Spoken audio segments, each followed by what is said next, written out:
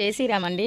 ఆ రోజు అయితే నేను కూరగాయలన్నీ కోసాను కదా, ఒక గుమ్మడికాయ అయితే ఉంచాను కదా, ఒకటే తెంపాను, ఒకటి ఉంచాను. దాన్ని ఈరోజు తీద్దామని అనుకున్నాను. కానీ ఈరోజు అయితే నిన్న అయితే కొంచెం గాలి వేసింది మా దగ్గర. గాలి వేయడం వల్ల ఆ ప్లేటు మా నుంచి గుమ్మడికాయ అయితే కిందన పడిపోయింది. ఇగో వాటింగ్ చేద్దామని మేడ మీదకి వచ్చాము, కిందన పడింది ఆ కాయ అయితే. ఇది నేను తెంపకముందు అదే తెగిపోయి పడిపోయింది కిందని.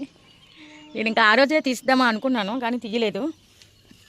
ఆల్మోస్ట్ కిందనే పడిపోయింది. ఇది నిన్న గాలి వేసింది కదా, దానివల్ల కొంచెం గాలికి ఊగి పడిపోయి ఉంటుంది. ఏం చేస్తాం, ఇంకా పడిపోయింది కదా, ఉంచుదాం అనుకున్నాను. 4 రోజుల తర్వాత నేను దీన్ని తీద్దాం అనుకున్నాను, కానీ అది పడిపోయింది, గాలికి ఉండలేదు. ఇది కూడా కిందకెళ్ళే కొంచెం కొయ్యాలి. కానీ ఆ రోజు అయితే నేను ఆ గుమ్మడికాయ అయితే కోసి నేను మా ఇంటి దగ్గర ఉన్న చుట్టుపక్కల అందరికి ఇచ్చాను. చాలా సంతోషంగా అనిపించింది. అందరూ అన్నారు, మీ మేడ మీదే కాసిందా అని అడిగారు. చాలా హ్యాపీగా కూడా అనిపించింది. ఇదిగోండి.